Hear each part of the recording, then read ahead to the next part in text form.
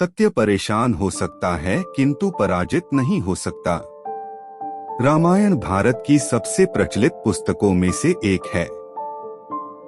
भारत के हर घर में रामचरितमानस का पाठ प्रतिदिन पूरी आस्था के साथ होता है। महर्षि वाल्मीकि ने रामायण में भगवान राम की पूरी गाथा लिखी है, जो अचंभित कर देने वाली है। परंतु आज कुछ लोग भगवान राम के अस्तित्व पर ही सवाल उठाने लगते हैं और कुछ के लिए तो रामायण महज एक काल्पनिक कहानियों से भरी किताब मात्र है। पर क्या होगा यदि हम आपके सामने साक्ष्यों से भरे पिटारे को खोल दें, जिसका हर एक साक्ष्य चीख चीख कर रामायण की सत्यता को प्रमाणित करे? क्या होगा यदि हम पूरे वैज्ञानिक अध्ययनों के आधार पर यह साबित कर दें कि रामायण में वर्णित प्रत्येक घटना 100% सत्य है? पहला, हनुमानगढ़ी। रामायण में हनुमानगढ़ी के बारे में लिखा है कि इसी जगह पर हनुमान जी ने भगवान राम की प्रतीक्षा की थी।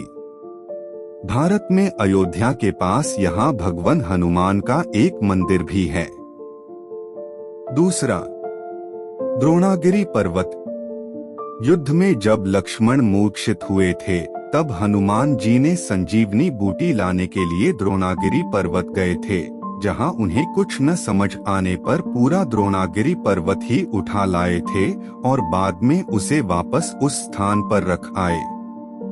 रामायण में इस घटना का वर्णन है और वर्तमान में हम आज भी द्रोणागिरी पर्वत के दर्शन कर सकते हैं, क्योंकि ये आज भी अपनी जगह पर अटल है। आज भी उस पर्वत पर वो निशान मौजूद हैं, जहां से हनुमान जी ने उसे तोड़ा था। तीसरा, राम सेतु। रामायण में राम सेतु का वर्णन साफ तौर पर किया गया है, जिसका निर्माण वानर सेना ने श्री राम के श्रीलंका भ्रमण के समय किया था। वैज्ञानिक तथ्यों के आधार पर ये बात सत्यापित हो चुकी है कि राम सेतु का निर्माण आज से 17 लाख साल पहले किया गया था और ये मानव निर्मित सेतु है। आप आज भी इस सेतु को देख सकते हैं, जिसके निर्माण में ना डूबने वाले पत्थरों का प्रयोग किया गया था। ये पत्थर आज भी पानी में डूबने के बजाय तैरते हैं। चौथा, अशोक वाटिका।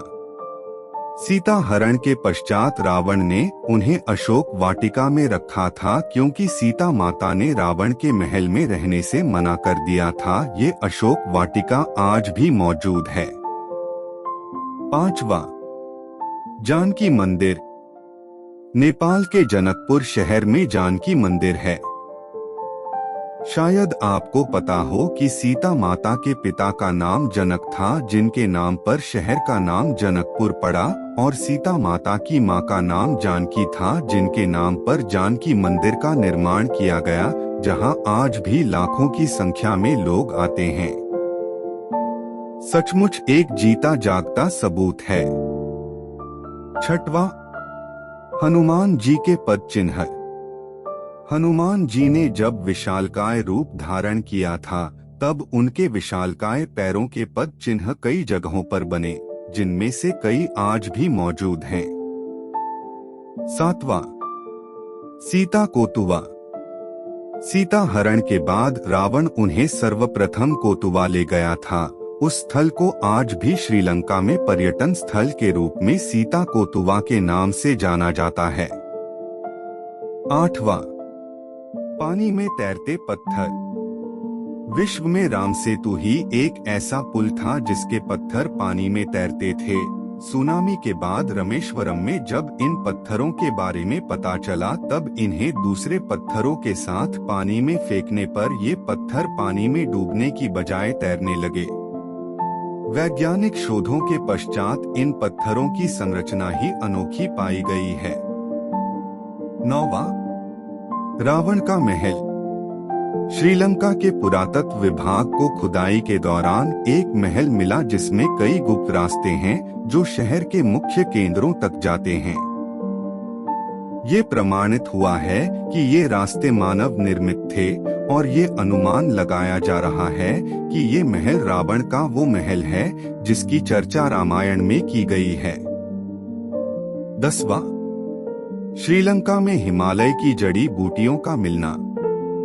श्रीलंका में हिमालय की जड़ी बूटियों का मिलना इस बात का पर्याप्त सबूत है कि लक्ष्मण को संजीवनी देने की घटना पूर्ण रूप से सत्य है, क्योंकि ये जड़ी बूटियों के पौधों उसी स्थान पर मिले हैं जहां पर लक्ष्मण को संजीवनी दी गई थी। 11वां, लंका दहन। लंका दहन की घटना सर्वविदित है। रामायण के अनुसार हनुमान जी ने पूरी लंका में आग लगा दी थी, जिसके प्रमाण आज भी मिलते हैं। जलने के बाद आज भी लंका की धरती काली हो गई है। हालांकि श्रीलंका की धरती का रंग भूरा है, पर जिस जगह पर लंका दहन की घटना घटित होने का वर्णन है, वहां की जमीन आश्चर्यजनक रूप से आज भी काली है। 12वां, इसका हाथी। रामायण के एक अध्याय में विशालकाय इसका हाथी का वर्णन है जिसे हनुमान जी ने मूर्छित किया था। हाल ही में श्रीलंका के पुरातत्व विभाग को ऐसे हाथियों के अवशेष मिले हैं जिनका आकार सामान्य हाथियों से कई गुना ज्यादा है। 13वां, रामलिंगम। रावण को मारने के पश्चात भगवान राम को पश्चाताप करना था, क्योंकि उनके हाथ से एक ब्राह्मण का वध हुआ था। इसके लिए उन्होंने शिव की आराधना की। भगवान शिव ने उन्हें 4 शिवलिंग बनाने के लिए कहा। एक शिवलिंग सीता जी ने बनाया जो रेत का था। 2 शिवलिंग हनुमान जी कैलाश से लेकर आए थे और एक शिवलिंग भगवान राम ने अपने हाथ से बनाया था, जो आज भी उस मंदिर में है और इसलिए ही इस जगह को रामलिंगम कहते हैं। इस पूरे घटनाक्रम का वर्णन आपको रामायण में मिल जाएगा। 14वां, गर्म पानी के कुएं। रामायण के अनुसार रावण ने कोणेश्वरम मंदिर के पास गर्म पानी के कुएं बनवाए थे, जो आज भी वहां मौजूद हैं। 15वां, कोणेश्वरम मंदिर। रावण भगवान शिव की आराधना करता था और उसने भगवान शिव के लिए इस मंदिर की भी स्थापना करवाई। यह दुनिया का इकलौता मंदिर है जहां भगवान से ज्यादा उनके भक्त रावण की आकृति बनी हुई है। इस मंदिर में बनी एक आकृति में रावण के 10 सिरों को दिखाया गया है।